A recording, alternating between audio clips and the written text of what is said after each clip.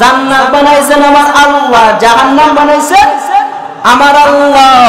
এই জান্নাতের মধ্যে ভিআইপি শহর বানাইছেন আমার আল্লাহ। আল্লাহু আকবার বলেন। ভিআইপি শহর বানানোর পর আল্লাহ পাক একটা রাইয়ান নামক ঝর্ণা বানায় রাখলে, এই রাইয়ান নামক ঝর্ণা জান্নাতের মাঝে আল্লাহ পাক বানায়। তবে এই জান্নাতের রাইয়ান নামক ঝর্ণার সামনে যদি কেউ যেতে চায়, একটা আর দুইটা নয়, ৭০,০০০ দরজা পেরিয়ে পেরিয়ে পেরিয়ে পেরিয়ে রাইয়ান নামক ঝর্ণার সামনে যেতে হবে। কত হাজার দরজা? আরো জোরে কোন? ৯,০০০ মুসলমান এই ৭০,০০০ দরজা পেরিয়ে পেরিয়ে পেরিয়ে ওই রাইয়ান নামক ঝর্ণার সামনে কে যাবে? আমাদের দেশের বাংলাদেশের স্বৈরাচার সরকার শেখ হাসিনা যাবে। আরো জোরে। স্বৈরাচার সরকার শেখ হাসিনা যদি না যায়, খালেদা জিয়া যাবে।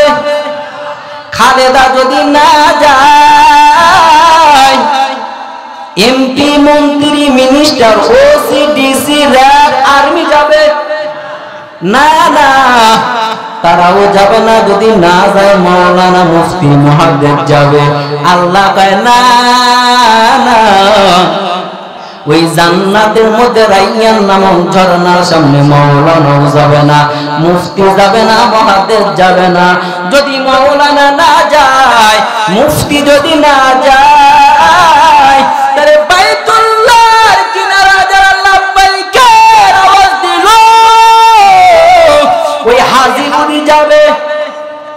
আল্লাহ কয় না না, ওই রাইয়ান নামক ঝর্ণার সামনে ওই হাজীও যাবে না।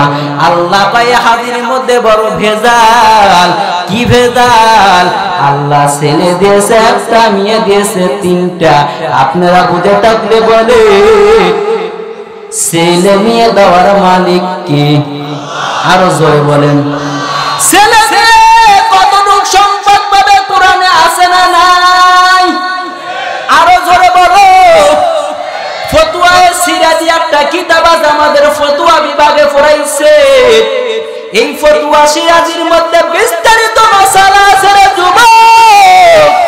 ছেলে কতটুক সম্পদ পাবে আছে, মেয়ে কতটুক সম্পদ পাবে আছে।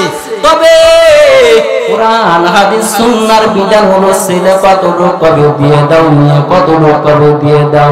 কিন্তু আমাদের 90% হাজি আছে, হজে যাওয়ার আগে ছেলে আর মেয়েকে ডেকে বললেন, মা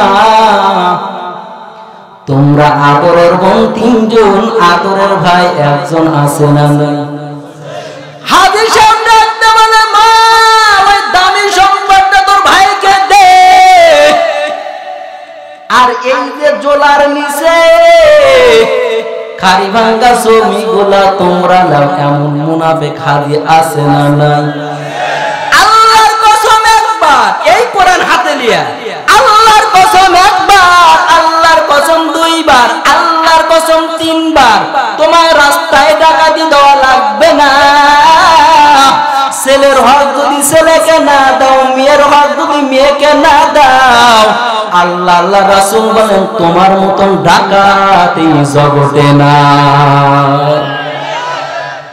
আল্লাহ কয় গোলাম, ওই রাইয়ান নামক ঝর্ণা ওই মুনাফিক হাজির জন্য আল্লাহ তাআলা আপনি রাইয়ান নামক ঝর্ণাটা ডাকাতের জন্য বানাইছে।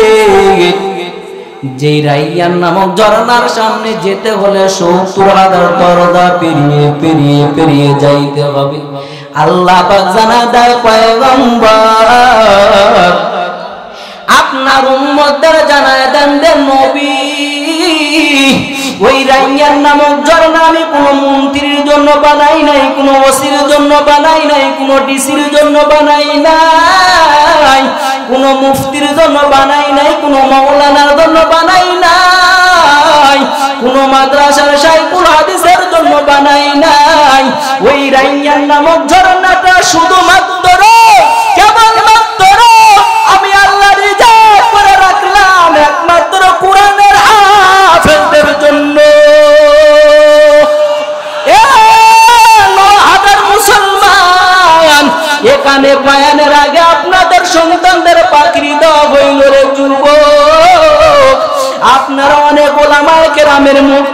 শুনছেন জানে কাল কিয়ামতের ময়দানে আল্লাহ পাক একজন হাফেজকে পাওয়ার দিয়ে দিবে 10 জন পাক্কা জাহান্নামীকে জাহান্নামের কাঁটা থেকে নাম কেটে কেটে কেটে জান্নাতে নিয়ে প্রশ্ন করতে পারেন হুজুর একজন হাফেজ যদি 10 জন জাহান্নামীকে জাহান্নামের কাঁটা থেকে নাম কেটে জান্নাতে নিতে পারে তাহলে একজন মাওলানা একজন মুফতি একজন মুহাদ্দিস সারা দিন রাত 24 ঘন্টা মাদ্রাসা পালা পালা রাসূলুল্লাহ পড়ায় সারা জীবন কোরআন পড়ায় তাফসীর পড়ায় ব্যাখ্যা পড়ায় মাওলানা এই মাওলানা আল্লাহর আদালতে কতজন মানুষকে জাহান্নামের কাঁটা থেকে নাম কেটে জান্নাতে নিবে এই কথা বোঝার আগে আপনাদের সামনে ছোট্ট একটা মিসাল আমি দিয়ে দেই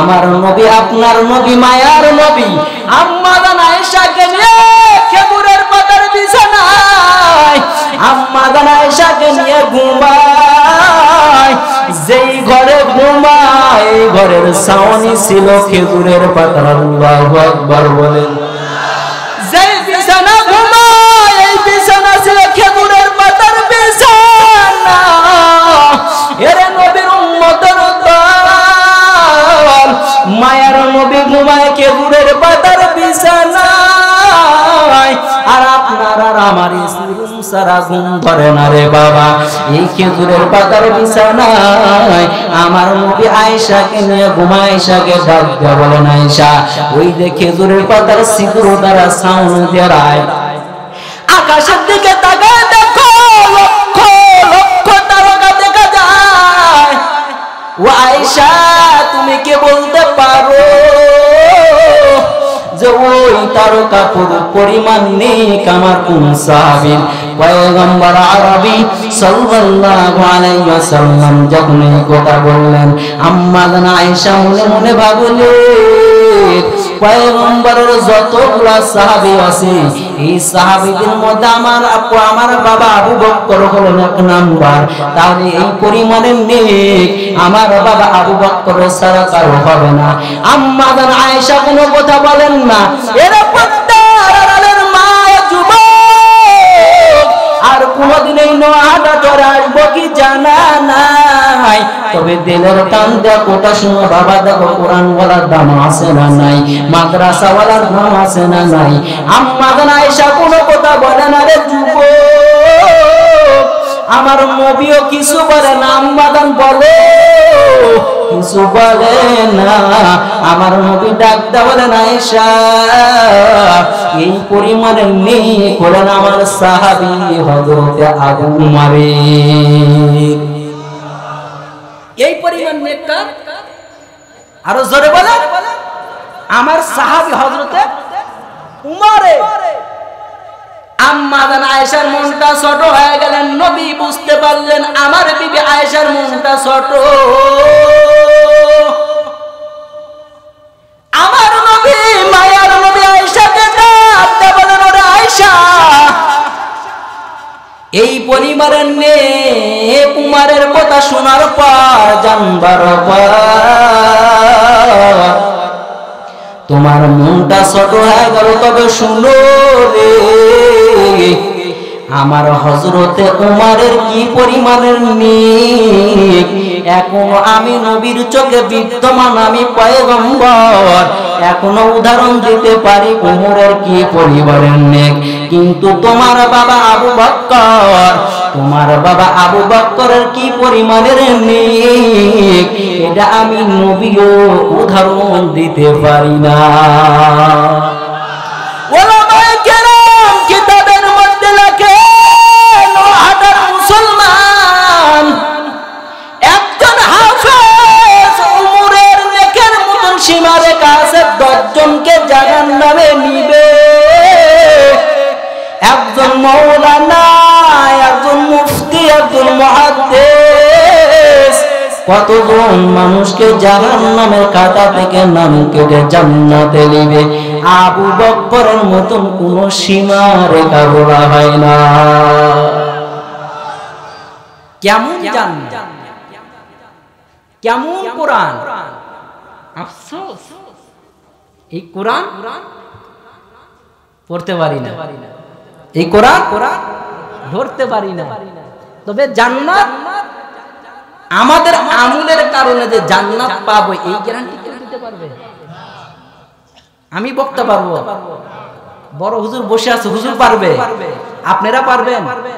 তবে জান্নাত ওসিলা ছাড়া আমাদের তকদিরে জুটার সম্ভাবনা, কারণ আমাদের আমলের যে হালত, আমাদের আমলের যে হালত, এই হালত দিয়ে জান্নাতের উচ্চ মাকাম পাওয়া সম্ভাবনা। কোরআন নাযিল করেছেন কোন ফেরেশতা? ভুলে গেছেন গা? হ্যাঁ, কোরআন নিয়ে আসেন কোন ফেরেশতা? জিবরাইল। নবীকে প্রশ্ন করেছেন, নবী উঠলে 70, ডুবলে 70, কয়বার দেখছেন? এই জিবরাইলকে আল্লাহ পাক 600 টাকা দান করেছিলেন। কত? আরো জোরে বলুন কত? আল্লাহর কাছে জিবরাইল কয়, আল্লাহ যেই নবীর উম্মতের জন্য এত দামি জান্নাত বানাইছেন, একটু আমি জিবরাইলকে একটু অনুমতি দেন, নালে জান্নাতটা ঘুরে দেখি। আল্লাহু আকবার বলেন। আল্লাহ কয়, জিবরাইল তুমি এই জান্নাত ঘুরে দেখতে পারবে না। জিবরাইল কয়, আল্লাহ দেন একটু অনুমতি, দেখি আমি ঘুরে দেখতে পারি কিনা। জিবরাইল অনুমতি চায়, আল্লাহ অনুমতি দেয় না। জিবরাইল চায়, আল্লাহ অনুমতি দেন। আখেরি নবীর উম্মতের জন্য যে আপনি 10 দুনিয়া পরিমাণ জান্নাত বানাচ্ছেন, জান্নাতটা ঘুরে দেখতে চাই। আমি আর আপনি যে জমিনে বসবাস করতেছি, এখান থেকে ফাঁকা তাকাইলে একটা আসমান দেখতে পাই, দেখা যায় না? এই জমিন থেকে এখানে ফাঁকা ফাঁকা 500 বছর রাস্তার পথ। কত? আরো জোরে বলেন। এই প্রথম আসমানটা আল্লাহ পাক বানাইছেন পানি দ্বারা। এই প্রথম আসমান মোটটা আবার 500 বছর রাস্তার পথ। এখান থেকে ফাঁকা দ্বিতীয় আসমান, এই দ্বিতীয় আসমানটা বানাইছেন আল্লাহ লোহা দ্বারা। দ্বিতীয় আসমান মোটটা আবার 500 বছর রাস্তার পথ। দ্বিতীয় আসমানের পরে আবার ফাঁকা চতুর্থ আসমান আল্লাহ পাক বানাইছেন রূপা দ্বারা। এরপরে আসমান আল্লাহ পাক বানাইছেন সোনা দ্বারা। এরপরে আসমান আল্লাহ পাক বানাইছেন ইয়াকুত পাথর দ্বারা।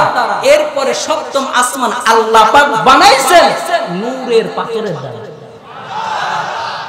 এই প্রথম আসমান থেকে সপ্তম আসমান পর্যন্ত যত দূর, সপ্তম আসমান থেকে ফেরেশতাদের কাবা বাইতুল মামুর আরো অত দূর। সুবহানাল্লাহ। কালকে যা কইন ভাই, ওই বাইতুল মামুর ফেরেশতাদের কাবা সিদরাতুল মুনতাহা বড়র গাছের কিনারায় জিবরাইল দাঁড়ানো। ঠিক এই মুহূর্তে পয়গম্বর ইউসুফকে তার ভাইয়েরা ষড়যন্ত্র করে কুফের মধ্যে ফেলে দেয়। আল্লাহ ডাক দেয়, জিবরাইল সাবধান, আমার বন্ধু ইউসুফকে তার ভাইয়েরা ষড়যন্ত্র করে কুফের মধ্যে নিক্ষেপ করে। এই 50 আর 70 ফিট কূপের গভীরে আমার বন্ধু ইউসুফ নবী পড়ার আগেই তোমার নূরের পাখা আমার বন্ধুর পায়ের তলে বিছায় দিবে, কারণ কূপের পচা পানি না পাক কাদো যেন আমার বন্ধুর পায়ে স্পর্শ না করে। জিবরাইল কোথায়? জিবরাইল কোথায়? সিদরাতুল মুনতাহা বড়র গাছের কিনারায়। দুনিয়ার 50-60 ফিট গভীরে কে ফালায় দেয়? তার ভাইয়েরা ষড়যন্ত্র করে ইউসুফ নবীকে। আল্লাহর নবীর কাছে জিবরাইল বলেন, পয়গম্বর ইউসুফ নবীকে গর্তের মধ্যে ফেলে দেয়। আল্লাহ পাক আমাকে আদেশ করছেন তো করছে, পাকা একবারে মারছি। ইউসুফ নবী কূপের গভীরে যাওয়ার আগে আমি জিবরাইল নূরের পাকা বিছিয়ে দিয়েছি। এই জিবরাইল আল্লাহকে বলে, আল্লাহ গো, সিদরাতুল মুনতাহা বড় গাছের কিনারায় থেকে ইউসুফ নবীর পায়ের তলে যদি পাখা বিছাইতে পারি, তাহলে আমি জিবরাইল কেন আখেরি নবীর উম্মতের জান্নাতের শেষ প্রান্ত পর্যন্ত যাইতে পারবো না? বলেন। আল্লাহ কয় জিবরাইল পারবা না, আমার বন্ধুর উম্মতের জন্য যে জান্নাত আমি আল্লাহ বানাইছি, এই জান্নাত তুমি দেখতে পারবা না। এই জান্নাত আল্লাহ পাক দিবে কি এই মাদ্রাসা দান করার কারণে না, না দান করার কারণে? এই জান্নাত আল্লাহ দান করবে কোরআন ওয়ালাকে মহব্বত করলে না না করলে, এই জান্নাত দান করবে নামাজ পড়লে না নামাজ না পড়লে, এই জান্নাত দান করবে বিবিকে পর্দা রাখলে না বিবিকে পর্দা না রাখার বিনিময়, এই জান্নাত দান করবে হালাল খাওয়ার বিনিময় না হারাম খাওয়ার বিনিময়।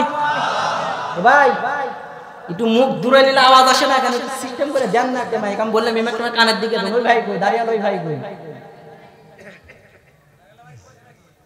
আমি ফাঁকে নিলে আওয়াজ টানে কম, দেখছেন মাইক তো ভালোই আছে, একটু কানের দিকে দেন আর একটু ঘন্টা বস করি, বুঝলেন আমার কানের তালা ফাটা আমি বলছি আগে, দেন এই মাইকটা আমার দিয়ে করে দেন, আর বক্সে সান বাড়ান, কথা দিলে টাইনে লাগে কেন, বক্সে সান বাড়াই দিয়ে বক্স আমার কানের দিয়ে করে দেন। কথা মনে আছে আপনাদের?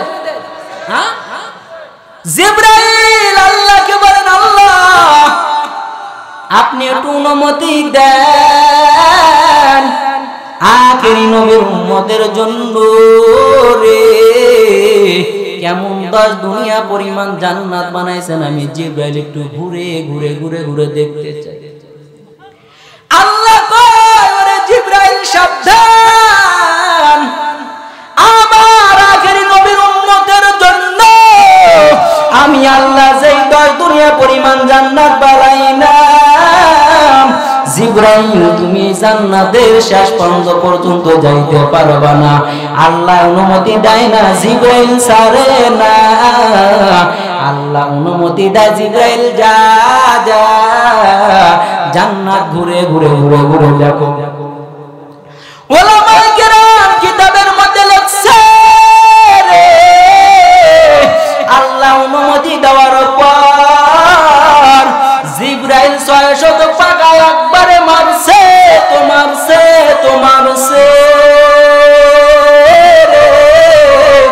লাগাতার 6 মাস পর্যন্ত উড়ছে, জিবরাইল জান্নাতের শেষ পর্যন্ত যাইতে পারে নাই। আল্লাহ ডাক দে বলে জিবরাইল বেরে আর একটা কদম যাওয়ার অনুমতি নাই। জিবরাইল আল্লাহর নবীর কাছে এসে বর্ণনা করে পয়গম্বর আপনার নবীর উম্মতের জন্য আল্লাহ পাক কেমন 10 দুনিয়া পরিমাণ জান্নাত বানাইছে, আমি জিবরাইল সিদরাতুল মুনতাহার গাছের কিনারা থেকে ইউসুফ নবীর পায়ের তলে পাকা বিছায় দেই, কোনো টেনশন নাই। আমি সেই জিবরাইল 600 পাকা একবারে মারলাম, মারতে মারতে লাগাতার 6 মাস পর্যন্ত উড়লাম, এরপর আপনার উম্মতের জান্নাত আমি জিবরাইল ঘুরে ঘুরে দেখতে পারি না। এরে নহাটার মুসলমান যুবক বুঝে থাকলে বলেন কেমন জান্নাত আল্লাহ পাক বানাইছে। এই জান্নাত যদি কামাই করতে চান 1 নম্বর শর্ত কোরআনওয়ালাকে মহব্বত করতে হবে। কোরআন যেখানে পড়ানো হয় ওই জায়গায় মহব্বত করতে হবে। কোরআন যারা পড়ায় যারা শিক্ষা দেয় তাদেরকে মহব্বত। কেমন কোরআন? এই কোরআনের তাফসীর শেষ করার কারণ কি আছে? এই কোরআনের যেই আয়াত প্রথম আল্লাহ পাক নাজিল করেছেন জিবরাইলের মাধ্যমে, 90% মানুষ জানে যে কোরআনের, ওলামায়ে কেরামের তো জানার কোনো অবকাশই নেই যে কোরআনের কোন আয়াত নাজিল হয়েছে। ইকরা ইকরা জিবরাইল বলেছিলেন নবী হে পড়েন, নবী কি বলেছিলেন? আমি পড়তেও জানি না লিখতেও জানি না। একে একে 3 বার বলার পরে নবীকে বুকের সাথে যখন চাপ দিয়ে ধরছে এক টানে, ওলামায়ে কেরাম লেখছেন 5 আয়াত পড়ছেন। কয় আয়াত? প্রশ্ন একটা জাগে যে কোরআনের এই আয়াত যদি আল্লাহ পাক সর্বপ্রথম নাজিল করে থাকে তাহলে কোরআনের শুরুতে এই সূরাটা থাকা দরকার ছিল, কিন্তু কোরআনের শুরুতে এই সূরা নয়। কোরআনের বৃহত্তম সূরা সূরাতুল বাকারা, সূরাতুল বাকারা কোরআনের সামনে আছে। এই সূরার পরে সিস্টেম অনুযায়ী মুফাসসিরিনে কেরাম আল্লাহ পাকের সিস্টেম অনুযায়ী সাজাইছে। এই সূরার আগে একটা সূরা আছে, সূরায়ে ফাতিহা। সূরায়ে সহি আর গায়রে সহির মাসালা পড়ে, সহি আর গায়রে সহির মাসালা পড়ে। এই সূরা সবাই তেলাওয়াত করতে পারে কি পারে না? পারে। এই সূরার আগে একটা আয়াত আছে, বিসমিল্লাহির, আরো জোরে বলেন। ইমাম ফখরুদ্দিন রাজি রাহমাতুল্লাহ আলাইহির নাম শুনছেন? তাফসীরের কাবির লিখনেওয়ালা যে লিখছেন ইমাম ফখরুদ্দিন রাজি রাহমাতুল্লাহ আলাইহি, এই বিসমিল্লাহ তাফসীর বর্ণনা করতে গিয়া খুলে বললে আর একটু বুঝবেন, কারণ পুরা কোরআনের মধ্যে যা আছে বিসমিল্লাহর মধ্যে তাই আছে। খুলে বললে আর একটু কি করবেন, বুঝবেন, অত খোলা ধৈর্য নেই। এই বিসমিল্লাহ তাফসীর ইমাম ফখরুদ্দিন রাজি রাহমাতুল্লাহ বয়ান করতে গিয়ে বলছে, আমরা যেরকম বাংলাদেশের মুসলমান, রোম দেশের প্রেসিডেন্ট মদিনাতুল মুনাওয়ারার পাশে ইতালি, এখন বর্তমান নাম রোম দেশ। কি দেশ? আরো জোরে বলেন, কি দেশ? রোম দেশ। ওই সময় মদিনার প্রেসিডেন্ট কে? হযরতে উমর, আধ্যাত্মিক জগতের বাদশা। তো রোম দেশের প্রেসিডেন্টের একটা রোগ ছিল মাথা ব্যথা। তাফসীরে কাবিরের মধ্যে ইমাম ফখরুদ্দিন রাজি রাহমাতুল্লাহ লিখছেন। অনেক ওলামায়ে কেরাম তো তাফসীরে কাবির পড়া তো দূরের কথা, হাত দিয়ে স্পর্শ করতে ভয় পায়। আমি আগেই বলছি, আমার কোনো কসম খোদার কোনো ইলম নেই। ওলামায়ে কেরাম ওস্তাদের দোয়া, বাপ মার দোয়া, এখানে যারা আছে তাদের জুতার সমতুল্য না। তবে এই বিসমিল্লাহর তাফসীর বর্ণনা করতে গিয়ে ইমাম ফখরুদ্দিন রাজি রাহমাতুল্লাহ বলেন, মদিনার প্রেসিডেন্ট হযরত ওমর, আধ্যাত্মিক জগতের বাদশা, যখন অর্ধ পৃথিবীর খলিফা, ওই সময় মদিনার পার্শ্ববর্তী দেশ রোম দেশ, এই দেশের যে রাজা এ ছিলেন ইহুদি। ইহুদি বাদশার একটা রোগ ছিল মাথা ব্যথা। দুনিয়ার ডাক্তারের চিকিৎসা, ট্রিটমেন্ট, এত কবিরাজের পানি পড়া, কোন ক্রমে মাথা ব্যথা ক্লিয়ার হয় না। একদিন বাদশা তার খাদেমকে ডেকে বলে, শুনো, আমি এত চিকিৎসা করলাম, এত ট্রিটমেন্ট করলাম, এত পানি পড়া, তেল পড়া, কিন্তু আমার মাথা ব্যথা তো কোন ক্রমে ক্লিয়ার হয় না। ওনার খাদেমকে ডেকে বললেন, দেখো তো মুসলমানদের খলিফা হযরত ওমর, আধ্যাত্মিক জগতের বাদশা, মুসলমানদের খলিফার কাছে গিয়ে আমি রাজার কথা বলো, মুসলমানদের খলিফা কোন চিকিৎসা দিতে পারে কিনা? সুবহানাল্লাহ। রোম দেশের প্রেসিডেন্টের কথা শুনে তার গোলাম দ্রুতগামী ঘোড়ার উপরে সওয়ার হওয়ার পর মদিনার ধুলা তিন দিন করে উড়ায় মদিনা মুনাওয়ারার মধ্যে চলে গেলেন। চিল্লায় বলেন সুবহানাল্লাহ। মদিনার মধ্যে যাওয়ার পর দ্রুতগামী ঘোড়া মসজিদে নববীর সামনে বাঁধলে মদিনার মানুষদেরকে ডেকে বললেন, মদিনার লোক সকল, তোমাদের দেশের প্রেসিডেন্ট হযরত ওমরের সিংহাসনটা দেখায় দাও, অত্যন্ত জরুরি কাজে আসলাম, আমি একটু তোমাদের বাদশার সাথে দেখা করতে চাই, সাক্ষাৎ করতে চাই। মদিনার মানুষ ডাক দেয়া বলে, আগন্ত মুসাফির, আমাদের দেশের বাদশা হযরত উমরের কোন সিংহাসন নাই, অর্ধ পৃথিবীর খলিফা হযরত উমর মসজিদে নববীর মধ্যে বসে অর্ধ পৃথিবী পরিচালনা করে। চিৎকার মেরে একবার বলেন আল্লাহু আকবার। যুবক, দ্রুতগামী ঘোড়া মসজিদে নববীর সামনে বাজছে। মসজিদে নববীর সামনে বাঁধার পর মসজিদে নববীর মধ্যে ঢোকার পর দেখেন আধ্যাত্মিক জগতের বাদশা হযরত উমর নামাজের সিজদায় পড়ে আছে। হযরত উমর নামাজ কমপ্লিট করছে।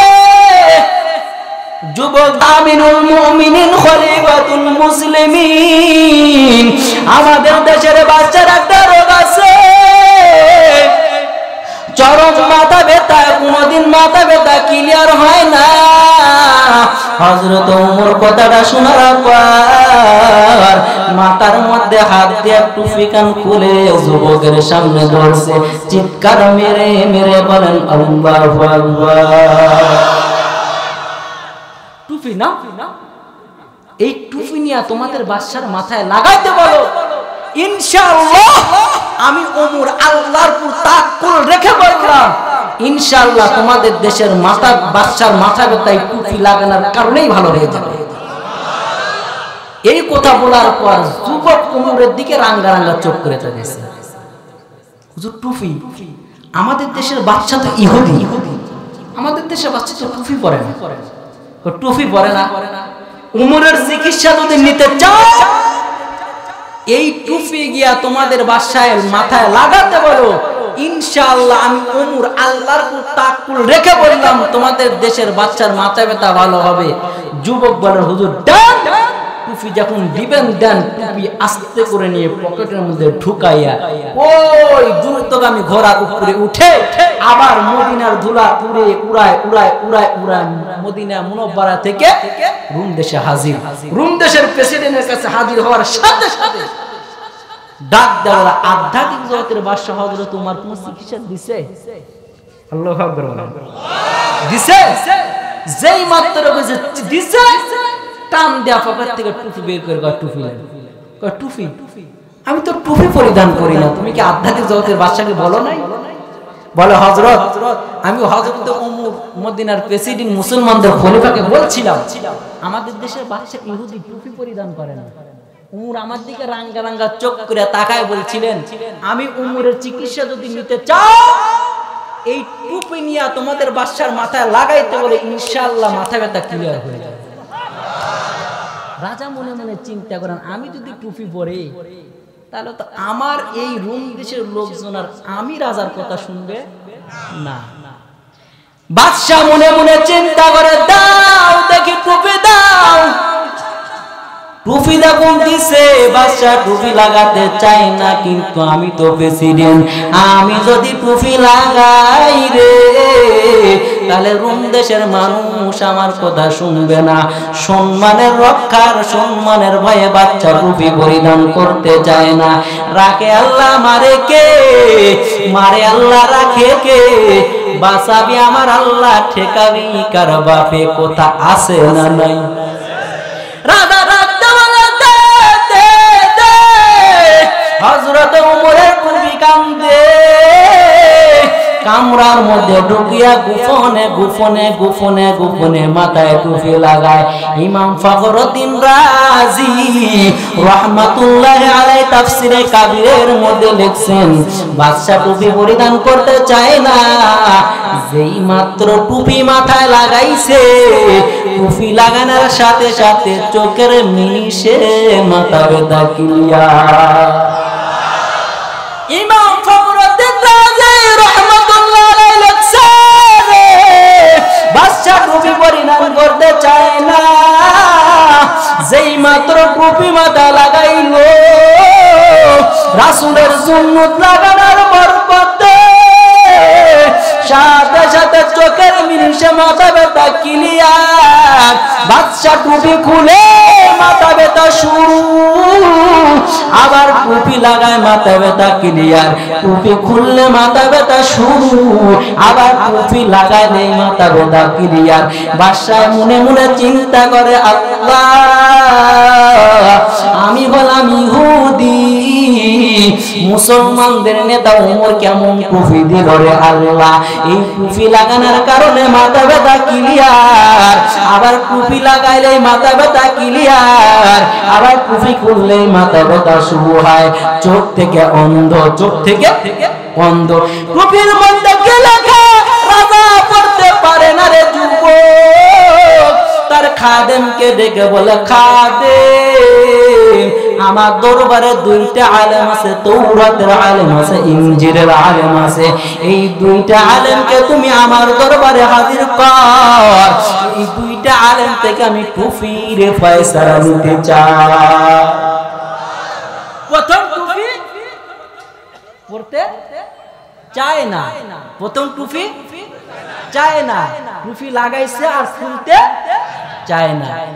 দুইটা আলেম আছে, তাওরাতের আলেম, ইনজিলের আলেম, দুইটা আলেমকে নিয়ে আসো। এই দুইটা আলেম থেকে আমি টুপির ফয়সালা নিতে চাই। তাওরাতের আলেম হাজির। তাওরাতের আলেমকে রাজা ডেকে বললেন, দেখো মাওলানা টুপির মধ্যে কি লেখা।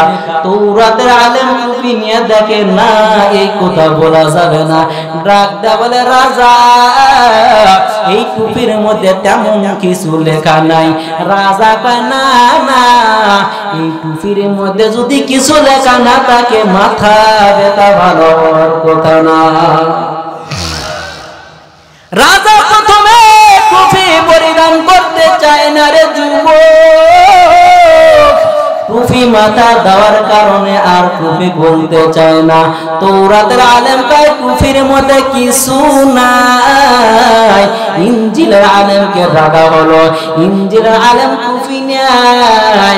মাওলানা তুমি বলো রে, এই টুপির মধ্যে কি লেখা আছে।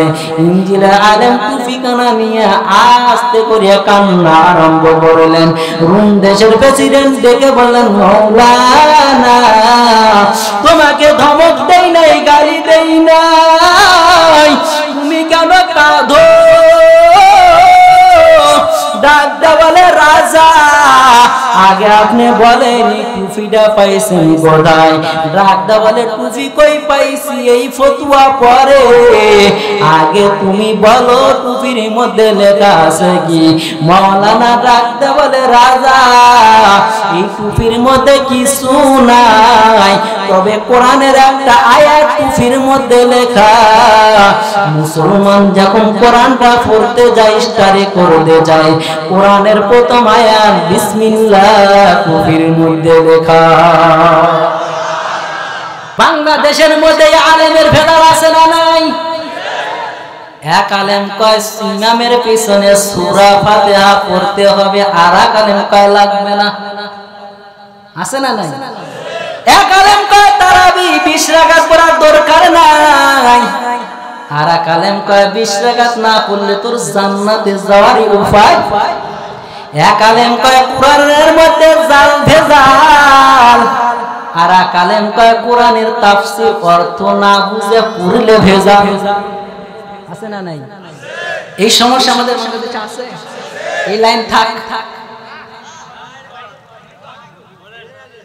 টুপির মধ্যে কি দেখতে চাই? এক আলেম কয় কিছু নাই, আর এক আলেম টুপি দেখে কান্না আরম্ভ করছে। রুম দেশের প্রেসিডেন্ট ডেকে বলে, শুনো রে, টুপির মধ্যে যদি কোরআনের আয়াত বিসমিল্লাহ থাকার কারণে মাথা ব্যথা ভালো হয়, আমার কিনার বিশ্বাস হয়ে গেছে আমি যদি নূরের হাতে হাত রেখে রহমাতাল লিল আলামিন নবীর কালেমা পড়ে মুসলমান হইতে পারি, কোরআনটা যদি জীবনের বন্ধু বানায় নিতে পারি রে, ইহ জগতে পর জগতে কোন জগতে মাথা ব্যথা থাকতে পারে না। রাজা তার মন্দিরে পরিষদের মধ্যে থেকে সব মানুষকে ডেকে জমা করে ডাক দেয়া বলে, আসো আসো রে, কে কে আসো তোমরা আদাদুল জগতের বাদশা হযরত উমরের কাছে যাইবা। আমি যাওয়ার পর হযরত উমরের হাতে হাত রেখে নবীর কালেমা পড়ে মুসলমান হতে চাই। মদিনা দুরা উড়ায়া আদাদিল জগতের বাদশার কাছে যাওয়ার পর আদাদিল জগতের বাদশাকে ডেকে বলেন, হযরত উমর, আমি হলাম রানিং দেশের প্রেসিডেন্ট, আপনার কাছে আমার একজন খাদেমকে কয়েকদিন আগে পাঠাইছিলাম, আপনি চিকিৎসা স্বরূপ রহমাতাল লিল আলামিন নবীর সুন্নাত টুপি পাঠাইছিলেন। এই টুপি পরিধান করার কারণে আমার মাথা ব্যথা ক্লিয়ার হয়েছে। ও পয়গম্বরের সাহাবী হযরত উমর, দান দান দান। আদাদিল জগতের বাদশার হাতে হাত রেখে নবীর কালেমা পড়ে মুসলমান হয়ে যায়। আপনারা বুঝে থাকলে বলেন, নওয়াটা মুসলমান, রোম দেশের প্রেসিডেন্ট নবীর টুপি পরে ক্ষমতা ছেড়ে উমরের হাতে হাত রেখে কালেমা পড়ে মুসলমান হয়েছে। আপনারা বুঝে থাকলে বলে রুমটা চালানোর জন্য নতুন একজন সরকারের দরকার আছে না নাই? আধ্যাত্মিক জগতের বাদশাহ দেওয়া টুপি রাসূলের সুন্নাহ, টুপি পরিধান করার কারণে ক্ষমতা ছেড়ে দেয়। আর বাংলাদেশের স্বৈরাচার সরকার বাংলাদেশের উলামায়ে কেরামকে জেলে ভর্তি করে, পাখির মতন জনগণকে গুলি করে হত্যা করে, অনেক মানুষকে আয়না করে গোপন করে রাখে। প্রতিদিন বলে আমি তাহাজ্জুদ পড়ি, ইশরাক পড়ি, মুনাফিকি লেবাস লাগাইয়া মানুষকে ধোঁকা দেয়, মানুষকে মেরে তামা করে দেয়, এরপর ক্ষমতা ছাড়তে চায় না। এই স্বৈরাচার সরকার শেখ হাসিনা কত উলামায়ে কেরামকে বিনা অপরাধে জেল খাটাইছে। বাংলাদেশের স্বৈরাচার সরকার শেখ হাসিনা চাইলো এই উলামায়ে কেরামদেরকে পাকিস্তানে পাঠায় দে। আল্লাহর কুদরতি খেলা জারি হয়ে গেছে। আল্লাহ কয় হাসিনা শুন, তুমি আমার উলামায়ে কেরাম ওয়ারিস, আমার কোরআন ওয়ালাদের সাথে বেয়াদবি করবা। এমন বেয়াদবি করলি আমি আল্লাহ ধরি না। যদি আমি আল্লাহ ধরি দুপুরের রান্না ভাত খাওয়ার তকদির হয় না, ভারতে পোলাতে বাধ্য আছে না নাই? একালেম কয় টুপির মধ্যে কিছু নাই, আর একালেম কয় টুপির মধ্যে কান্না আরম্ভ। ওই শেখ হাসিনা জানে আমার বারাম, অনেকে আলেম উল্টা পাল্টা ফতোয়া দেয়। মামুনুল হক সাহেবের মতন আলেম জীবন যাবে কোরআনের উল্টা পাল্টা কথা বলবে না।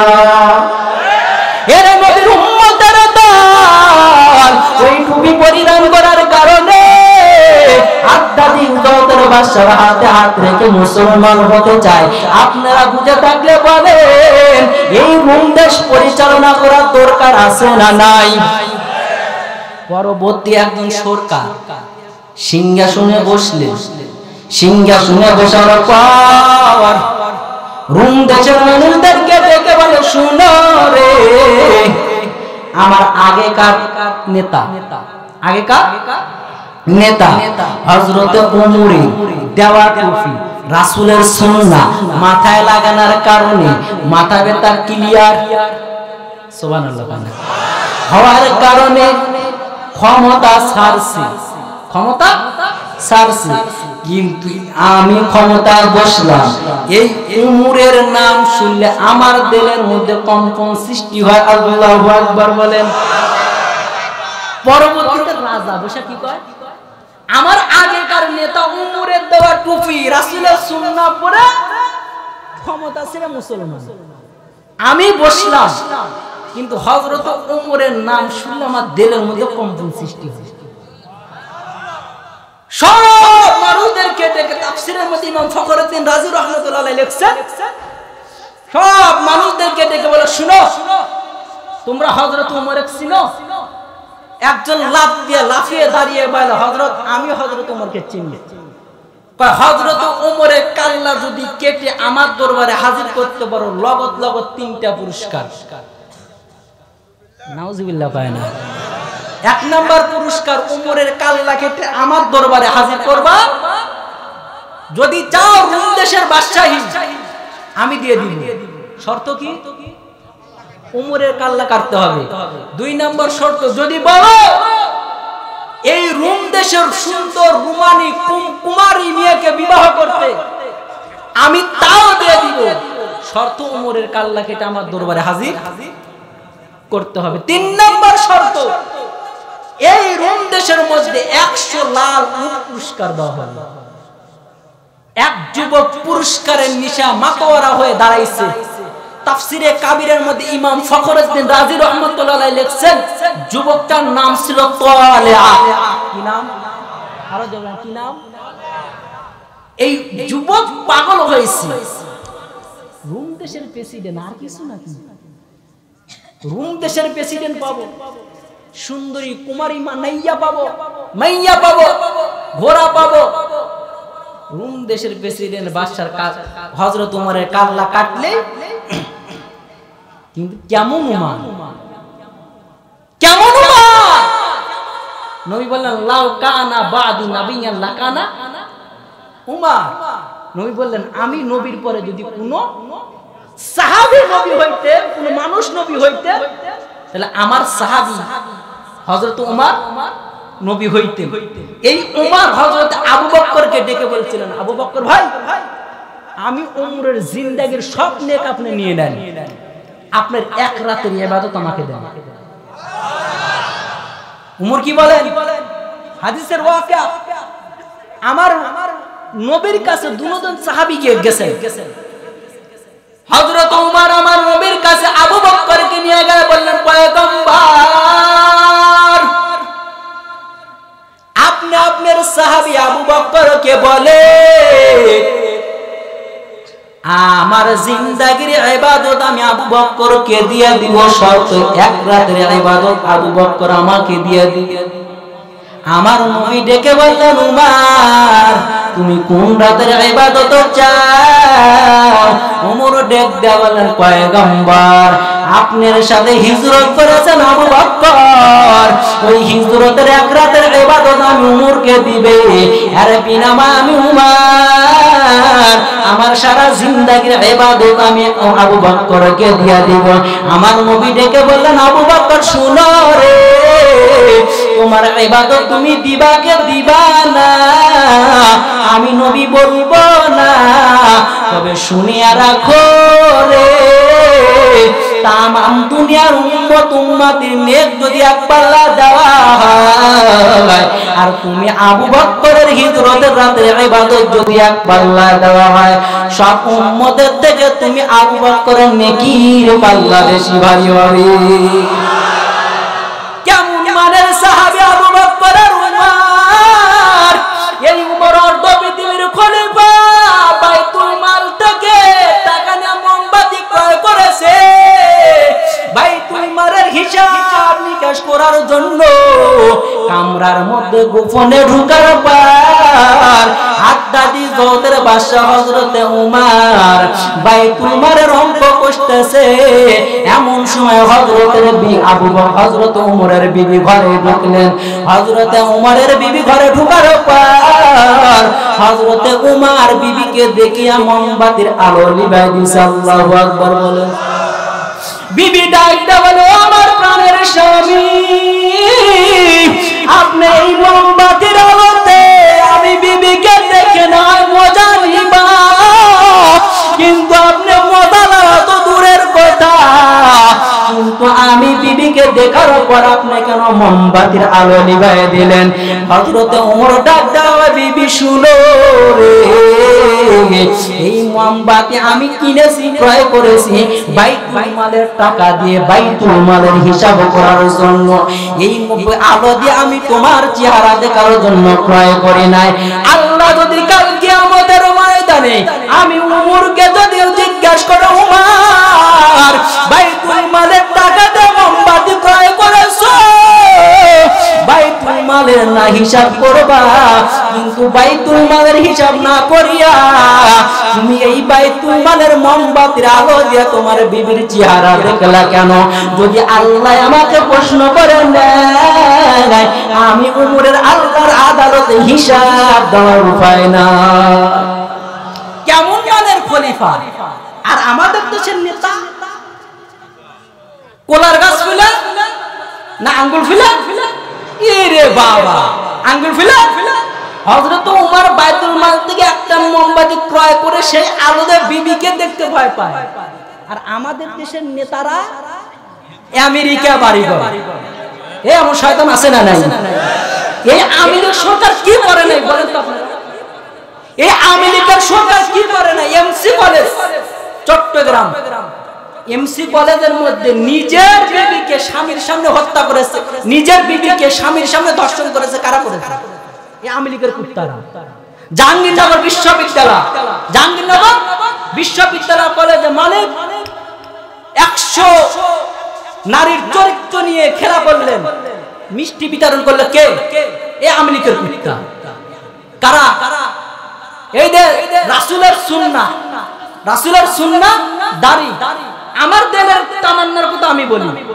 আমাকে যদি বলেন হুজুর বাংলাদেশের প্রেসিডেন্ট আপনি আপনাকে বানাবো, কিন্তু দাড়ি কাটেন, এই কোরআন মাথায় এলে বলতে পারি দাড়ি কাটা সম্ভব? আমার দিলের কথা আমি বললাম। কিন্তু বর্তমান দরবেশ বাবা, কি বাবা কথা কয় না রে, এ কথা বলবেন না, নাটোরের ভাষা শুরু করবো। দরবেশ বাবা এমন চুরি করাই করলো বাংলাদেশের জনগণের টাকা, শেষ পর্যন্ত পালায়ন করার জন্য রাসূলের সুন্নাতকে জবাই করছে, কি করে নাই? এমন রং তামাশাই করলো ফেরাউনের নাটকের থেকেও বেশি নাটক। বর্তমানে আওয়ামী লীগের ক্ষমতা যারা ছিলেন এমন কিছু নাটক দেখাইলেন বাংলাদেশের মানুষে, ফেরাউনের নাটককে ওভারটেক। কথা বলে দাড়ি কাটলেন, রং লাগাইলেন, লুঙ্গি পরলেন, পোলানের বাহাদুর করলেন। উপায় আছে?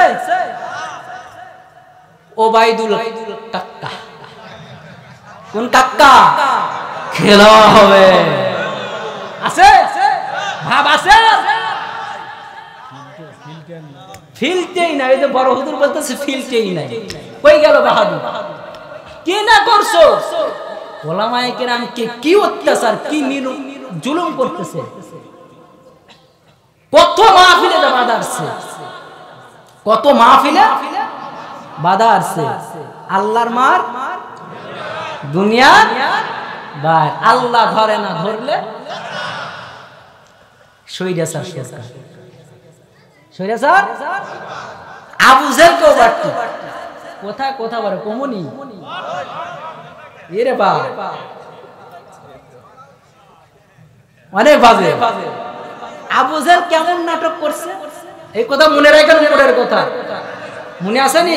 কোথায় রাখছে বলেন তো? মোমবাতি। উমরের চিকিৎসা টুপি, পরবর্তীতে রাজা কি হয়েছে? মুসলমান হয়েছে। উমরের টুপি পরে মনে রেখেন। আবু জেহেলের নাটক কবার ঠিক করছে শেখ হাসিনা। রাতের বেলায় আমি তাহাজ্জুদ পড়ি, আমি কোরআন পড়ি, আমি ইশরাক আবিল পড়ি। নবীর লাশ চুরি করছিলেন, শুনছেন নবীর লাশ চুরির ঘটনা? কে চুরি করছিলেন? ইহুদিরা। ইহুদি শেখ হাসিনা নবীর লাশ চুরি খুব শর্টে বুঝায়। নবীর লাশ চুরি করছিলেন না ইহুদিরা? কোন সুরত ধরছিলেন? দাড়ি, টুপি, গায়ে জুব্বা, তসবিহ। কিন্তু মাকসাদ কি? নবীর লাশ চুরি। নবীর স্বপ্নে সুলতান নুরউদ্দিন, সুলতান বাদশা নুরউদ্দিনকে স্বপ্নে দেখাইলেন, এই নুরউদ্দিন আমার উপর অত্যাচার হয়। ইতিহাসের মধ্যে লিখছেন একে একে এরকম 3 বার দেখার পরে নুরউদ্দিন সৈন্যদের নিয়ে মদিনা চললেন। মদিনার মানুষদেরকে ডেকে বললেন, এই শুনো, মদিনার মধ্যে যতগুলো লোক আছে কেউ বাহির হতে পারবে না, সব লোককে আমি দাওয়াত খাওয়াবো, কিন্তু যারা ঢুকতে চায় ঢুকতে দাও। সব লোকে দাওয়াত খায়। নবীজি স্বপ্নে দেখাইছেন এই কালারের চোখ, এই শয়তান আমাকে ডিস্টার্ব করে। নুরউদ্দিন সব মানুষকে দাওয়াত খায়, কিন্তু ওই কালার, ওই কোয়ালিটির শয়তান আর ধরা পড়ে না। এই কোয়ালিটির শয়তান আর ধরা পড়ে না। নুরউদ্দিন জঙ্গি রহমাতুল্লাহ আলাইহি বলেন, আর কোন লোক কি মদিনার মধ্যে আছে? একজন বলে, হুজুর 2 জন ব্যক্তি আছে, আল্লাহ আল্লাহ তাহাজ্জুদ বুঝা, গরিবের বন্ধু, গরিবের বন্ধু, জনগণের সেবক, সারাদিন তাসবিহ দিকে আল্লাহ আল্লাহ আল্লাহ আল্লাহ আল্লাহ, কোরআন পড়ে, তাহাজ্জুদ পড়ে, গরিব মিসকিনকে সদকা করে দেয়, টাকা দেয়, পরের বাড়ি খায় না। নুরউদ্দিন জঙ্গি রহমাতুল্লাহ বলেন, চলেন ওই 2 জনের কাছে যাই। যাওয়ার পরে হ্যাঁ নবীজি দেখাইছে এই 2 শয়তান, তাদের ঘর শেষ করছে, কিছু নাই। নুরউদ্দিন জঙ্গি চিন্তায় পড়লেন, নবীজি তো স্বপ্নে দেখাইলেন এই 2 ব্যক্তি, কিন্তু তাদের তো কোনো অপকর্ম খুঁজে পাওয়া যায় না। সুলতান নুরউদ্দিন জঙ্গি কি বললেন, জায়নামাজ উঠাও। জায়নামাজ উঠার পরে দেখেন চাটাই, চাটাইয়ের পর পাথর, পাথরের পর সুরঙ্গ। নুরউদ্দিন কা ধর শয়তানকে। কি সুরত ধারণ করছিল? নবীর লাশ চুরি করার জন্য টুপি, দরবেশ, দাড়ি। আমাদের শেখ হাসিনা কিন্তু এরকমই ছিলেন। তাহাজ্জুদ করতেন, আমি কোরআন পড়ি। আমাদের শেখ হাসিনা কি ছিলেন? আমি কোরআন পড়ি, কিন্তু তলে তলে ওলামায়ে কেরামকে পাকিস্তানে পাঠানোর চিন্তা। আমি ইসলাম পড়ি, তলে তলে ওলামায়ে কেরামকে আয়নার ঘরে। আমি 5 ওয়াক্ত নামাজ পড়ি, তলে তলে তাফসীর মাহফিল বন্ধ। ওই নবীর লাশ চুরি করতে আসছিলেন যে দুশমন ইহুদি, যে সুরত ধরছেন, তার মধ্যে আর শেখ হাসিনার মধ্যে কোনো পার্থক্য? আরো চিল্লাবেন, কোনো পার্থক্য? ও যাব এই মিলছে না? আমাদের এই শেখ হাসিনা স্বৈরাচার সরকার আবু জেহেলকে ওভারটেক করছে। কি ওভারটেক? আবু জেহেল নবীকে হত্যা করার পরিকল্পনা করছে, মারতে পারে না। ইবলিস হাজির হয়ে গেছে। আবু জেহেল রাহমাতাল লিল আলামিন নবীকে যদি হত্যা করতে চাও, তোমার বুদ্ধি কাজ হবে না, আমি ইবলিসের বুদ্ধি, আমার বুদ্ধি নিতে হবে, তোমার বুদ্ধি হবে না। ফেরাউন ডাক দা বলে, কি বুদ্ধি দাও? ওষুধের ভান্ডার, বাড়ির গেটের সামনে গর্ত খনন কর, চতুর্দিকে লেকসেট করে রাখ, ওই গর্তের উপরে পাতলা আবরণ কাপড় দিয়ে রাখবা। রহমাতাল লিল আলামিন নবীর কাছে খবর দাও, ও নবী আপনার ভাতিজা আবু জেহেল অসুস্থ। রহমাতাল লিল আলামিন আপনার খবর পেয়ে যখন এদিকে দৌড়াইবে, এই জায়গায় পা দিবে, ঘরের মধ্যে ঢোকার ভাগ্য হবে না, গর্তের মধ্যে পড়ে যাবে। আপনার সংসারা আবু জেহেলের বুদ্ধি শুনিয়া, শয়তানের বুদ্ধি শুনিয়া বলে, রহমাতাল লিল আলামিন যেই মাত্র গর্তের মধ্যে পা দিবে রে, অমনি মাটি চাপা দিয়ে হত্যা করা হবে। আবু জেহেলের চক্রান্ত বুদ্ধি শয়তান। গর্ত করো, কমপ্লিট। আবু জেহেল অসুস্থ ভান ধরছে, আমার নবীর কাছে বার্তা পাঠা দেয়, পয়গম্বর আপনার ভাতিজা আবু জেহেল বড় অসুস্থ। নবীজি খবর পাওয়ার পর চাচাকে দেখার জন্য ছুটে আসতেছে, বাড়ির মধ্যে ঢুকবে ভাব। এমন সময় আল্লাহ পাক জিবরাইলকে পাঠায় দেয়, বলে জিবরাইল যা আমার নবীকে বারণ কর, আবু জেহেল অসুস্থ না, আবু জেহেল অসুস্থর ভান ধরছে নবীকে হত্যা করার জন্য। জিবরাইল আমার নবীকে ডেকে বলেন, আর একটা কদম গর্তর এই বাড়ির দিকে আগাইবেন না, কারণ আবু জেহেল অসুস্থ না, আপনাকে হত্যা করার জন্য পরিকল্পনা করেছে। না ভেবে ওলামায়ে কেরামকে বিপদে ফেলানোর জন্য শেখ হাসিনা পরিকল্পনা করে নাই। এতই পরিকল্পনা করেছে যুবক।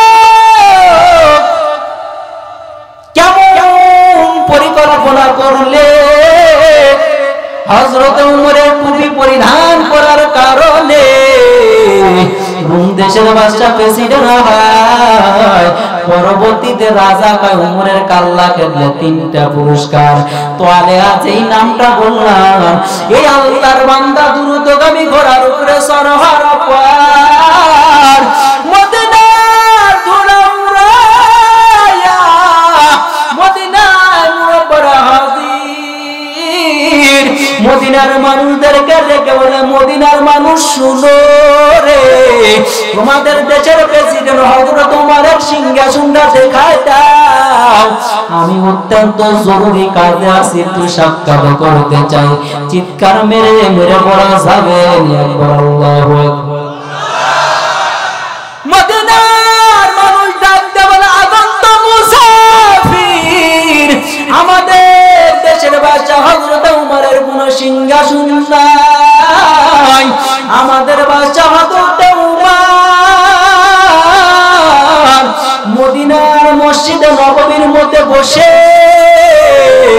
বসে দেশ পরিচালনা করে, সারা রাত পাহারা দেয়, দিনের বেলা একটু সময় ওই বাগানে গিয়ে আরাম করে। মসজিদে নববীর পাশে একটা বাগান আছে, তাফসীরের মধ্যে ইমাম ফখরুদ্দিন রাজি রাহমাতুল্লাহ আলাইহি লিখছেন ওই বাগানটার নাম হলো সুখে বেলাল। কি নাম? হাদিস সাহেব কেউ আছে? আছে কেউ হাদিস সাহেব নেই? কে হাদিস সাহেব? দেখছেন মসজিদে নববীর পাশে একটা খেজুর বাগান আছে। উলামায়ে কেরাম বলতে পারবেন তাফসীরে কিতাবের মধ্যে লেখা,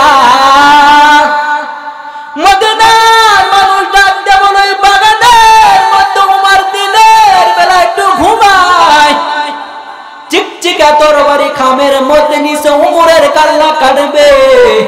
যুবক বলে তোলে কসম পায়া গেছি ওই বাগানের মধ্যে হযরত উমর দিনের বেলা একটু ঢুকবে, আমি ওখানে গিয়া হযরত উমরের কাল্লা কাটব। যুবক হযরত উমরের বাগানে ঢোকার আগেই এই যুবক বাগানে উপস্থিত।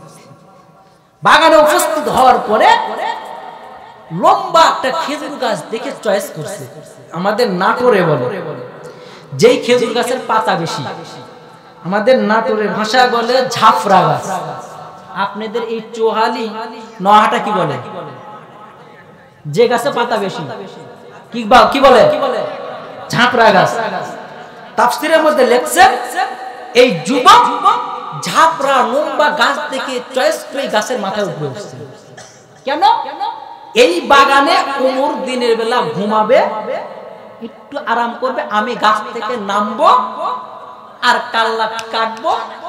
রানিং রুম দেশের প্রেসিডেন্টের কাছে নিয়ে গেলে লগত লগত তিনটা পুরস্কার। কথাটা যত সহজ মনে করছে অতটাই সহজ। কিতাবের মধ্যে লেখছে আধ্যাত্মিক জগতের বাদশা হযরত ওমর সব আমল কমপ্লিট করার পর দিনের বেলায় ওই বাগানে ঢুকছে। বাগানে ঢুকার পরে খেজুরের গাছের মাথার সাথে শিকড়ের সাথে হযরত ওমর মাথা লাগাইছে। আল্লাহু আকবার। আধ্যাত্মিক জগতের বাদশা খেজুরের গাছের গোড়া শিকড়ের সাথে মাথা লাগায় ঘুমায়, আর আমাদের দেশের নেতা এর আল্লাহ মেম্বারের বাড়ির মশামে হাঁটা যায়। হ্যাঁ, আমি এক মাদ্রাসায় দায়িত্ব ছিলাম, ওই মাদ্রাসায় জিম্মা ছিলাম আমাদের সিংহার মধ্যে। আল্লামা দেওয়ান হোসেন সাইদি তার মধ্যে মারা যায়। এই দেওয়ান হোসেন সাইদির জানাজার ফটো আর বঙ্গবন্ধু শেখ মুজিবের জানাজার ফটো অ্যাড করছে ফেসবুকে, পোস্ট করছেন। দেখেন কোরআনের পাখির জানাজার কত লোক আর বাংলাদেশের প্রেসিডেন্ট শেখ মুজিবের জানাজার কত লোক। এই কথাটা আমি আমার আইডিয়া ওরে আল্লাহ, 1 ঘন্টা না যদি চেয়ারম্যান আমার কাছে ফোন, হুজুর আপনি আমার ওয়ার্ডে থেকে চাকরি করে কি পোস্ট করছেন? মেম্বার হাজির। কি আপনি হুজুর এটা কি পোস্ট করছেন? সাইদির জানাজায় কত লোক, আবার বঙ্গবন্ধু জানাজায় কত লোক। এই মেম্বারের বাড়ির গোড়া দেখাটা যায় না, আছে না নাই? এমপি মন্ত্রী তো দূরেই থাকে, ওদের কথা বলাই যাবে না ভাই। কত নেতার কথা শুনলাম ধরা পড়ার কথা টিউশনি করে বাড়ি করছে, শুনেন নাই? শুনছেন? কোন মন্ত্রী এই কথা বলছিলেন? আমাদের সিংড়ার পলক। সত্যি আমি কিন্তু বলি নাই, আমাদের সিংড়ার পলক। কি কয়? টিউশনি করা বাড়ি করছে। আধ্যাত্মিক জগতের বাসা খেজুরের গাছের শিকড়ে মাথা দিয়ে ঘুমায়, আর আমাদের দেশের নেতাদের এসি রয়েছে।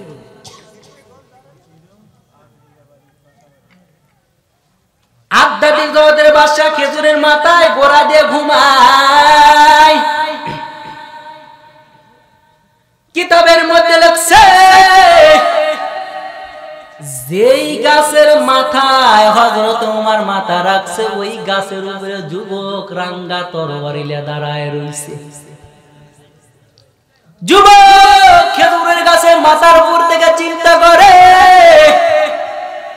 হযরত উমর ঘুমাইলো কি ঘুমাইলো না, আমি গাছ থেকে নামবো আর উমরের কাল্লা কেটে দেশে রওনা। কিতাবের মধ্যে লেখছে রে যুবক, হযরত উমর বাগানের মধ্যে যে দরজা দিয়ে গলি দ্বারা গেট দ্বারা ঢুকছে,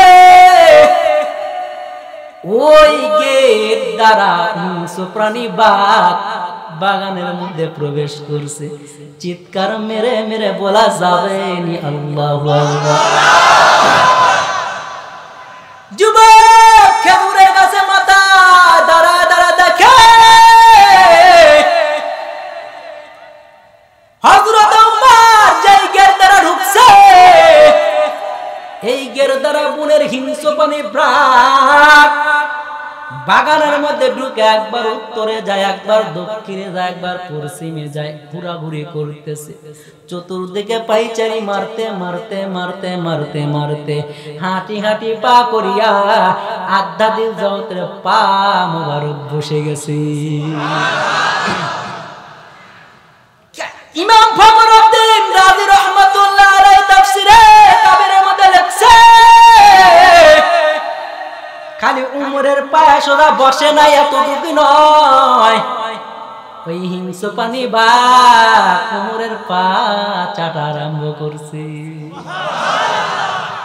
যুবক গাছের গোড়ায় গাছের উপরে কয়, হিংস্র প্রাণী বাঘ তুমি ঢুকছো আবার উমরের পা চাটো, ভালো কথা, কিন্তু উমরের পা চাটে আর বাঘ মিঠি মিঠি পুরো ওই খেজুরের গাছের মাথায় তাকায়। বাঘ বলে, আপনি তো অর্ধ পৃথিবীর খলিফা, আল্লাহু আকবার, আপনি ঘুমান, আপনার পাহারাদার আমি বাঘ। যুবক কম্পন সৃষ্টি হয়ে গেছে, বাঘ উমরের পা চাটো ভালো কথা, কিন্তু গাছের দিকে তাকাও, পা চাটো ভালো কথা, গাছের দিকে তাকাও কেন? এই উমরের জামানা, ইত্তাকুল্লাহ, আল্লাহর ভয় মানুষের দিলের মধ্যে কেমন। এই হযরত উমরের জামানা একজন নবীর আশিক, নবীর প্রেমে মাতোয়ারা হই মদিনার 300 কিলোমিটার পথ পেরিয়ে নবীর দিদারের জন্য মসজিদে মদিনায় মুনব্বরা যাচ্ছিল। কিতাবের মধ্যে লেখছেন, এই যুবক দ্রুতগামী একটা ঘোড়া নিচ্ছে, কিন্তু যা আসবাবপত্র প্রয়োজন, খাবার পানি প্রয়োজন, তার পছন্দ বাহন ঘোড়া, এই ঘোড়া নিয়ে নবীর প্রেমে মাতোয়ারা হয়ে মদিনার দিকে রওনা হয়েছে। সুবহানাল্লাহ বলেন। মদিনার নবীর প্রেমে মাতোয়ারা হয়ে মদিনার মরুভূমি পথ পেরিয়ে যাচ্ছে। দীর্ঘ সফর করার পর শরীর ক্লান্ত, মনে মনে চিন্তা করা, আহারে নবীর প্রেমে আমি মদিনায় যাচ্ছি, এখন যদি আমি কোনো খেজুরের বাগান বা কোনো বাগান টাগান পাইতাম, তাহলে একটু ওখানে আরাম নিতাম, বিশ্রাম নিতাম। টেনশন করতেছে আর ঘোড়া দাবড়াইতেছে, টেনশন করতেছে আর ঘোড়া দাবড়াইতেছে। যাইতে যাইতে একটা বাগান পেয়েছে, বাগানের সামনে ঘোড়া বেঁধে এই যুবক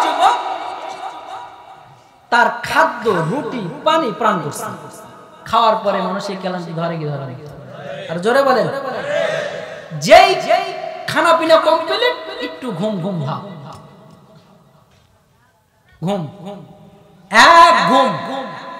এদিকে ঘোড়া বাচ্চা গাছের সাথে, ঘোড়ার খিদা আছে না নাই, ছুটাছুটি করে যেই বাগানে গিয়ে ঘোড়া বাচ্চা, এই বাগানের মালিকের আবার দুইটা সন্তান, কিন্তু মুরব্বী, বাগান ওনার মানুষ, যুবক কি মুরব্বী। এই মুরব্বী তার সন্তানকে ডেকে বলে, বাবা শোনো, আমার অনেক কষ্টের ফল, অনেক কষ্টের ফল আমার বাগান। কয়েকদিন আগে বাগানের মধ্যে বীজ বপন করছি, তোমরা একটু যাও বাগানের খবরটা নাও, দেখো বাগানের বীজের বপন করলাম কি হাল। সন্তান ডাক দেয়, বলে বাবা এই রোদের মধ্যে, মদিনার মরুভূমি, এই রোদের মধ্যে আর ওই বাজারে যাওয়ার দরকার নাই। বাবা কয়, তোমরা যদি না যাও আমার যাইতেই হবে, কারণ আমার কষ্ট ফসল, আমার কষ্ট। ওই যে একটা কথা আছে না, মৃত্যু আসলে নৌকা ভাড়া করে, এরকম একটা প্রবাদ বাক্য আছে। মৃত্যু আসলে নৌকা ভাড়া করে যায়। বৃদ্ধ লোক বাগানের দিকে রওনা। বাগানের সামনে যাওয়ার পরে দেখে সর্বনাশ, আমার খেজুরের বাগানের ছোট ছোট চারা এই ঘোড়াগুলা নষ্ট করেছে। মুরব্বী বান্দা, আল্লাহর বান্দা ঘোড়াটা তারা দেওয়ার লক্ষ্যে একটা ঢেল ফিকে মারছে।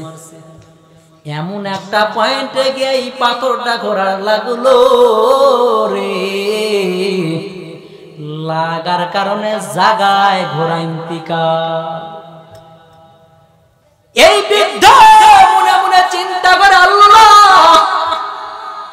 কোন দিন জানি মওত হয়ে যায়, দাড়ি মুছ সব বেঁকে গেল, কিন্তু কারবা ঘোড়া মারলাম, এই ঘোড়ার বিচার যদি না হয় কাল কিয়ামতের ময়দানে আল্লাহর আদালত আমার হিসাব। আল্লাহর ভয়ে গুনাহ করেছেন, হত্যা করেছে। বৃদ্ধ লোক জায়গায় দাঁড়া রইছে। ঘুম থেকে উঠে আল্লাহর বান্দা দেখছেন আমার ঘোড়াও নাই, কিন্তু বাগানের মধ্যে ঘোড়া লাশ হয়ে পড়ে রইল। কিন্তু ঘোড়ার সামনে একজন বৃদ্ধ দাঁড়ানো। বৃদ্ধকে ডেকে বললেন, আমার এই ঘোড়াকে মারছে। কয় আমি মারছি বাবা, কিন্তু মারার লক্ষ্য আমার এটা না, আমার বাগানের বীজ নষ্ট করছে। এই ঘোড়াকে তাড়া দেওয়ার লক্ষ্যে আমি একটা পাথর ফিকে মারছি, কিন্তু পাথরটা এমন একটা পয়েন্টে, এমন একটা জায়গা ঘোড়ার যা লাগলেন সাথে সাথে ঘোড়া মারা গেল। যুবক রাগটাকে কন্ট্রোল করতে না পেরে এই বৃদ্ধ লোকটাকেও ধরলে। এই বৃদ্ধ লোকটাকে এমন করে ধরলো, জাগায় বৃদ্ধ লোক দুনিয়া থেকে বিদায় নিল। ঘোড়ারও লাশ পরে রইল, বৃদ্ধ লোক পরে রইল লাশ। এই মদিনায় সফর করতেছে আল্লাহর গোলাম, চিন্তা করলেন আল্লাহ গো, আমি কার মায়ের সন্তানকে মারলাম, এই সন্তানকে মারলাম, বৃদ্ধকে মারলাম। এই বৃদ্ধর বিচার যদি জমিনে না হয় কাল কিয়ামতের ময়দানে আল্লাহর আদালতে আমি যুবকের দাঁড়ানো লাগবে। যুবক আল্লাহর ভয়ে দাঁড়া রইল। ওই বাগানের মালিকের দুইজন সন্তান তালাশ করতেছে দীর্ঘ সময়, আমার বাবা বাগানে গেল, কিন্তু আমার বাবা কেনা নাই। বাগানে আসার পর দেখে ঘোড়ার জায়গায় ঘোড়া, তার বাবার জায়গায় বাবা, দুইটা লাশ পড়ে রইছে। কিন্তু সুন্দর একটা যুবক, ওই দুইটা লাশের সামনে যুবক দাঁড়া রইছে। চিৎকার মেরে মেরে একবার বলা যাবে আল্লাহু আকবার। যুবক এই যুবককে ডেকে বলে, ভাই আমার বাবার এই বাগানের মধ্যে আমার বাবা কেন লাশ? যুবক ডাক দে বলে, ভাই আপনার বাবাকে হত্যা করার আমার কোনো চিন্তা ছিল না। ঘটনাগুলা খুলে বললেন, এই কারণে আপনার বাবা আমার হাতে ইন্তিকাল করেছে। যুবক দুজন রাগটাকে কন্ট্রোল করতে না পেরে এই যুবককে ধরে আধ্যাত্মিক জগতের বাদশাহ হযরত উমরের কাছে নিয়ে বিচারে চাইলেন। এরে নবীর উম্মতের দল, যেই উমর মোমবাতির আলোর চেহারা বিবিকে দেখতে চায় না, এই উমরের বিচার বুঝি বাংলাদেশের স্বৈরাচারের সরকারের মতন হবে? এদের মতন দলের লোক হইলে, মুক্তিযোদ্ধা হইলে সব মা সব, আর যদি মুক্তিযোদ্ধা না হয়, যদি আমার দলের বাদ দেয়া অন্য দলের হয়, মাও রাজাকার, বেটাও রাজাকার, গোষ্ঠী সহকারে রাজাকার। এই রাজাকার রাজাকার এতই কইল, শেষ পর্যন্ত রাজাকার শব্দ দিয়ে ক্ষমতার থেকে প্রত্যাবর্তন করলো। যে রাজাকার রাজাকার গাই রাজাকারের এত পাওয়ার, এই রাজাকারই তোমার ক্ষমতার চেয়ার ভাঙিয়া দিয়া গেল। ঠিক নেই? এরা নবীর উম্মতের দল। আমিরুল মুমিনিন খলিফাতুল মুসলিমিন হযরত ওমরের কাছে গিয়া বিচার চায়, আমার বাবাকে হত্যা করেছে এই যুবক, আপনার আদালতে বিচার দিয়ে দিলাম, এই দুই বিচারের ফয়সালা দিয়ে দেন। হযরত ওমর রায় দিয়ে দিলেন কোরআন হাদিস সুন্নাহ অনুযায়ী এই যুবকের ফাঁসি হবে, ফাঁসি হবে। কিন্তু ওমর ডাক দেয়া বললেন, যুবক তোমাকে যে ফাঁসি দিব, তবে তোমাকে আগে জানলাম এই ফাঁসি দেওয়ার আগে তোমার কোনো ইচ্ছা আসেনি? ডাক দেয়া বলে, আমিরুল মুমিনিন খলিফাতুল মুসলিমিন, এই মদিনার মধ্যে আমার কোনো পরিচিতি নাই, তবে আমি একজন মুসলমান, তবে আমি ইহুদির সাথে ব্যবসা করতাম, তবে ইহুদির দোকান থেকে আমার কিছু মাল বাকি করা রয়েছে, তবে আপনি যদি আমাকে ইজাজত দেন আমি এই 350 কিলোমিটার পথ আমি অতিক্রম করে ওই পাওনা শোধ করে দিব, দিয়ে এরপরে আমি ফিরবো, আপনি আমাকে ফাঁসি দিয়ে দেন। কারণ হইল আমি যদি ওই ইহুদির সম্পদটাকে যদি রেখে আমি দুনিয়া থেকে চলে যাই, তাহলে ইহুদি আমি শুধু আমি মুসলমানকে গালি দিবে না, মুসলমান যা তুলেই গালি দিবে। মুসলমান খালি আমি মুসলমানদেরকে গালি দিবে না, খালি মুসলমান জাত তুলেই। শেখ হাসিনা শুধু ওলামায়ে কেরামকে গালি দেয় না, একবারে ধুইয়া মুছা সব নামাই আছে না, ধুইয়া মুছা। তাহলে আমাকে একটু সময় আমাকে যদি দেন, তাহলে আমি যাব, আমার পাওনা শোধ করব, এরপরে আমি আসবো। কিতাবের মধ্যে লিখছেন এই যুবক যে যাবে, হযরত ওমর তাকে 2টা অপশন দিয়েছেন, তুমি যাইতে পারো। অপশন হইল তোমার জায়গায় একজনকে দাঁড় করায় দিতে হবে, যদি তুমি না ফিরো তোমার জায়গায় ওই ব্যক্তিকে ফাঁসি দেওয়া হবে। খুব শর্টে বলি, এক পর্যায়ে যেই ব্যক্তিকে দাঁড় করাইছিলেন এই ব্যক্তির নাম ছিলেন হযরত আবু যর গিফারি। কি নাম বললাম? এই আবু যর গিফারি এতটাই খোদাবিদ, এতটাই আল্লাহওয়ালা। এই আবু যর গিফারি চাদর মুড়িতে রাস্তা দিয়ে যাইতেন, ওই সময় জিবরাইল নবীর কাছে এসে বলতেন, পয়গম্বর ওই যে চাদর মুড়ি দেয়া যায়, এটা আবু যর গিফারি না, আপনার সাহাবী? আমার নবী ডাক দিয়ে বলেন, জিবরাইল হ্যাঁ এটা তো আমার সাহাবী আবু যর গিফারি, তুমি চিল্লা কেমন? জিবরাইল ডেকে বলেন, পয়গম্বর আবু যর গিফারিকে শুধু আমি জিবরাইল চিনি তা না, আসমানে আল্লাহ পাক যতগুলো ফেরেশতা বানাইছে এমন কোন ফেরেশতা নাই যে আবু যরকে চিনে না। সুবহানাল্লাহ। কেন আবু যর এত দামি আল্লাহর কাছে হইলেন? 2টা কারণ। 1 নাম্বার কারণ হইল আবু যর খুব নিজেকে ছোট মনে করতেন, নিজেকে ছোট মনে করতেন। আর সব সময় কোরআনের মধ্যে একটা সূরা আছে, কুল হুয়াল্লাহু আহাদ, সূরাটার নাম কি? ইখলাস। আবু যর এই সূরা এতবার তেলাওয়াত করতেন, এই সূরা 3 বার তেলাওয়াত করলে কোরআনের খতম। কোরআন খতম করা। জিবরাইল বলেন, পয়গম্বর এই আবু যরের জীবনে এই পরিমাণের কোরআনের সব আল্লাহর আদালতে আপনার আর কোন সাহাবীর এই পরিমাণের সব আল্লাহর আদালতে নেই। সেই আবু যরকে দাঁড় করে রাখছে, আমি যদি না আসি তাহলে আবু যরকে ফাঁসি দিবে। আবু যর জিম্মা নিছে। শুনবেন নবীর কাল্লা কাট, হযরত ওমরের কাল্লা কাটবে, শুনবেন? সত্যি সত্যি কারা কারা শুনবেন দেখি দুজনে হাত তুলেন তো। ইনশাআল্লাহ। আমিও কথা দিলাম শোনাবো, আমিও কথা দিলাম শোনাবো। তার মাঝখানে একজন লোক যদি উঠেন তাহলে স্বৈরাচারের সরকারের চরিত্রবান চরিত্র হবে না আপনার। একজন যদি উঠেন, আর যদি বসে থাকে খুব শর্ট অল্প সময় 5 মিনিট জান্নাত কামাই করতে চাইলে কোরআনওয়ালার সাথে সম্পর্ক।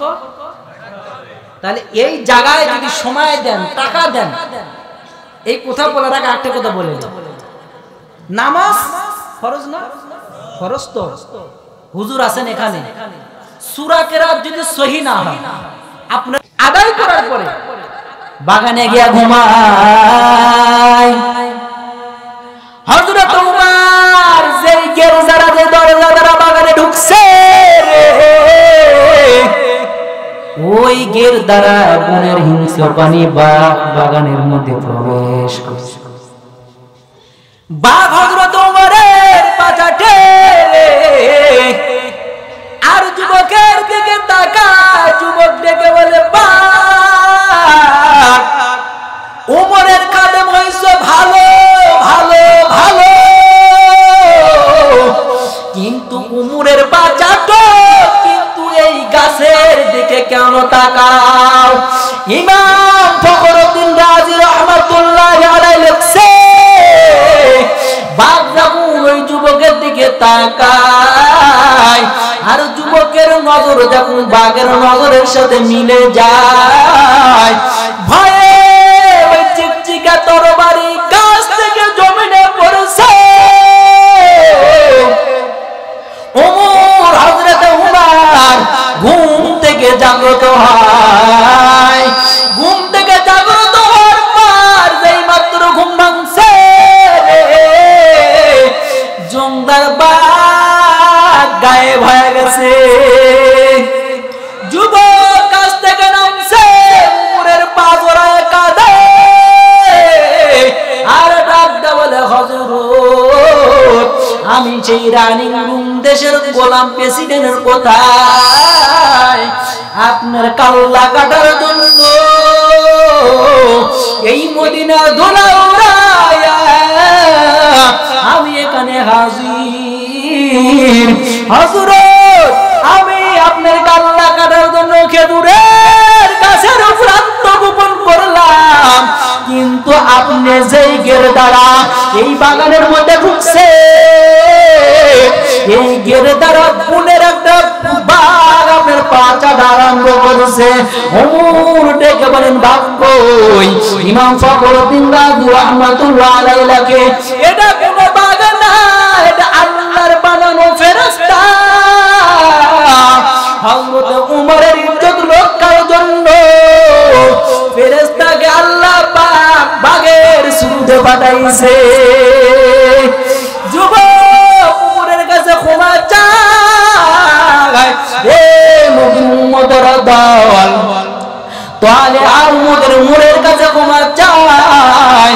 হযরত উমর এই আল্লাহর বান্দাকে ক্ষমা করে দেয়। এর নবীর উম্মত, এর নবীর উম্মত, ওই আল্লাহর কাছে চোখের পানি ছেড়ে কাঁদো, আল্লাহর কাছে ডেকে বলেন, আল্লাহ আমরা আপনার আখেরি নবীর উম্মত, আপনি যদি আমাদের মাফ করে না দেন, ও মাওলা তাদের জন্য জান্নাত বানাইছে। এর নবীর উম্মত, এর নবীর উম্মত, ওই পয়গম্বর মুসা জামানার ঘটনা, ওই মুসা নবী তার মানুষদেরকে নিয়ে কোরআন হাদিসের দোয়া করে, আল্লাহর কাছে দোয়া করেন, আল্লাহ গো মিশরের জমিনে পানি নাই, পানি নাই, পানি নাই, আপনি মিশরের জমিনে পানি দেন।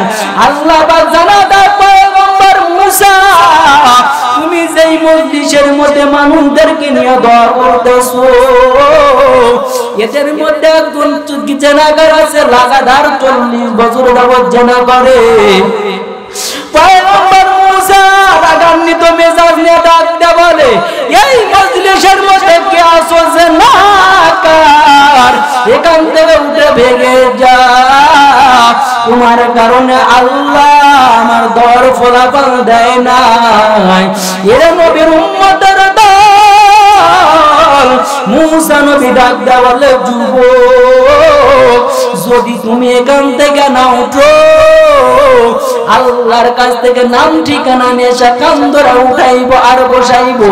জেনাকার গোপনে আল্লাহকে ডাকতে বলে মালিক